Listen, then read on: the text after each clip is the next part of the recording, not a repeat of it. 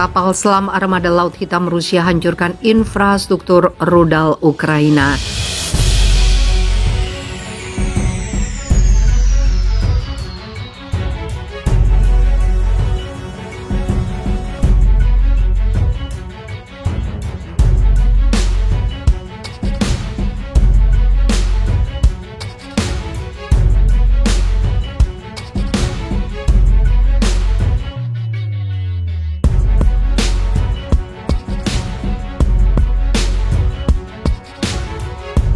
Juru bicara Kementerian Pertahanan Rusia Igor Konazenkov mengatakan 13 objek infrastruktur militer Ukraina telah dihancurkan semalam sebagai bagian dari operasi khusus Moskow yang sedang berlangsung di Ukraina.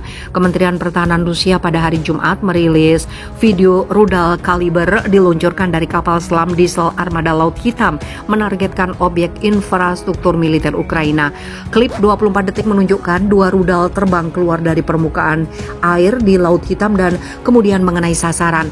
Serangan rudal diluncurkan sebagai bagian dari operasi militer khusus Rusia yang berlangsung untuk demilitarisasi dan denazifikasi Ukraina yang diumumkan Presiden Vladimir Putin pada 24 Februari, menyusul permintaan bantuan dari Republik Rakyat Donetsk dan Lugansk di tengah peningkatan penembakan oleh tentara Ukraina. Operasi tersebut yang memasuki tahap kedua pada akhir Maret dan sekarang bertujuan membebaskan Donbas dari pasukan Ukraina. Operasi hanya menargetkan infrastruktur militer Ukraina dengan senjata presisi tinggi, menurut Kementerian Pertahanan Rusia. Juru bicara Igor Konazenkov mengatakan kepada wartawan pada Jumat bahwa unit artileri Rusia telah menghancurkan 280 nasionalis Ukraina dan 38 kendaraan bersenjata angkatan bersenjata Ukraina selama 24 jam terakhir.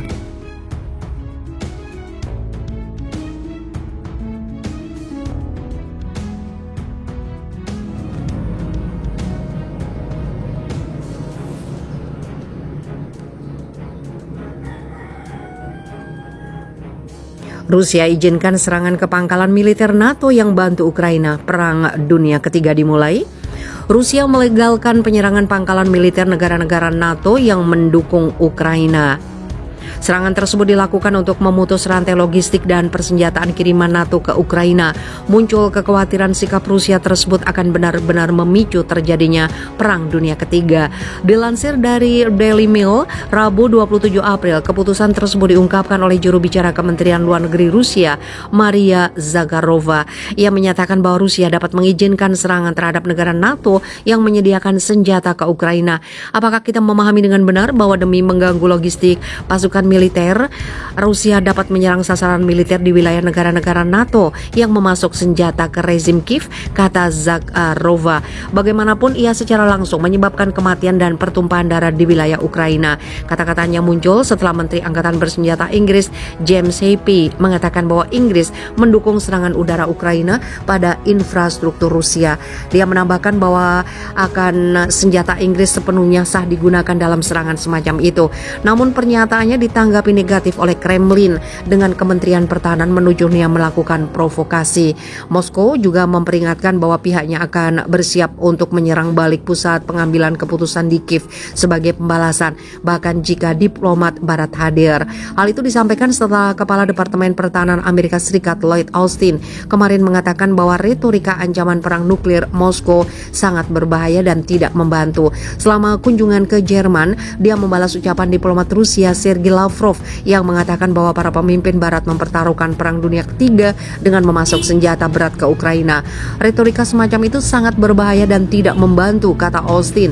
Tidak ada yang ingin melihat perang nuklir terjadi. Ini adalah perang di mana semua pihak kalah. Retorika berbahaya itu jelas tidak membantu dan sesuatu yang tidak akan kita lakukan.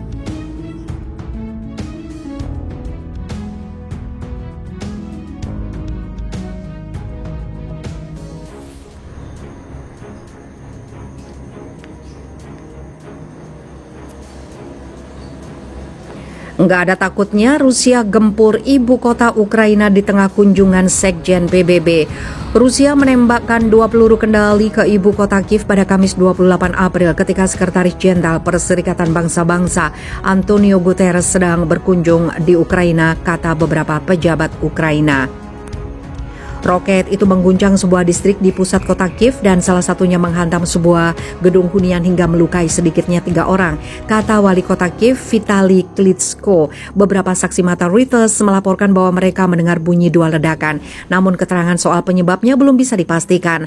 Ledakan pada Kamis terdengar tidak lama setelah Guterres selesai melakukan pembicaraan dengan Presiden Ukraina Volodymyr Zelensky. Kejadian itu menggarisbawahi kekhawatiran bahwa Kiev masih rentan diserang persenjataan berat Rusia. Ada serangan di Kiev, saya terkejut bukan karena saya sedang berada di sini, tapi karena Kiev adalah kota suci bagi masyarakat Ukraina maupun Rusia, kata Guterres kepada stasiun penyiaran Portugal RTP ketika ditanya soal ledakan tersebut.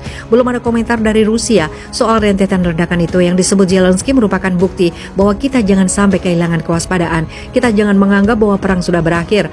Pembicaraan Guterres dengan Zelensky dipusatkan antara lain pada upaya mengevakuasi para pentempur dan warga sipil Ukraina yang berlindung di sebuah pabrik baja di Mariupol, kota yang terkepung. Kota di Ukraina Timur itu menjadi target utama penyerbuan Rusia di kawasan Donbas. Presiden Rusia Vladimir Putin sementara itu secara prinsip menyetujui keterlibatan PBB dan Palang Merah dalam proses evakuasi pabrik baja. Persetujuan itu mengemuka dalam pembicaraan terpisah yang dilakukan Guterres dengan Putin pada Selasa di Moskow. Para pejabat Ukraina telah menyatakan kekhawatiran bahwa Rusia bermaksud menangkap orang-orang yang masih terjebak di pabrik tersebut. Namun dugaan itu ditepis oleh Moskow. Rusia pada awal April menarik pasukannya dari dekat Kiev setelah gagal menguasai kota tersebut. Sejak itu beberapa pejabat tinggi dari Amerika Serikat dan negara sekutu di Eropa telah melakukan kunjungan ke kota tersebut.